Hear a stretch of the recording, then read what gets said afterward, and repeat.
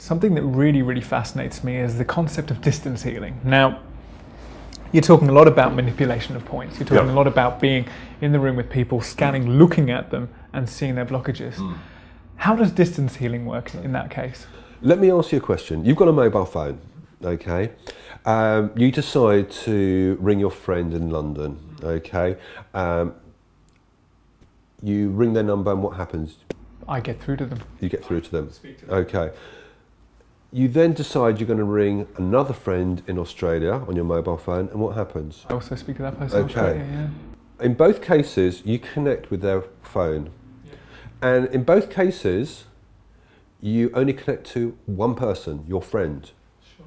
You don't connect to 1,000 other people with their mobile phones.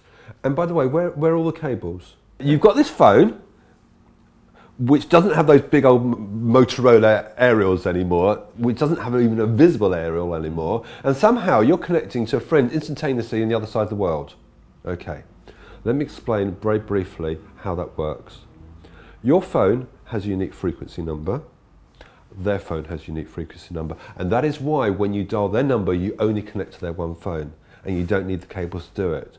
Well, I have a unique frequency number and you have a unique frequency number, and therefore I can connect. You know, I talked to you about before about on the cellular level about each part of the body having different frequencies. Well, your whole body has a frequency, and therefore I'm able to connect with yours.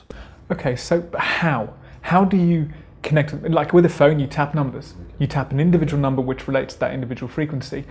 What do you need to do to get into that person's frequency? In order to be able to communicate with them in the first instance, either I need to speak with them, see them, meet them, or even just have a photograph of them. And is that just a case of thinking, almost thinking about them and tuning into their frequency when you're doing the actual? No, that's the irony of it. If I was standing with you now doing treatment on you, we would be having this similar conversation because I don't actually think about my work. Right. Because the beauty about the work here is once I'm connected, I'm connected, okay? It's like you don't have to worry about when you start your phone call whether you're still connected to them in 10 minutes time. The connection's always there.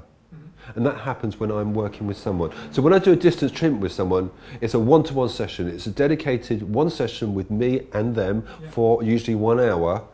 And we can work it two ways. Either, in fact, there's three ways. One, if they've got the technology and they've got a computer at their end, I've got a computer at my end, and we can use a webcam and Skype, and therefore we can see and speak to each other. It's not part of the treatment, but it just enables us to communicate on a verbal and visible level. Sure.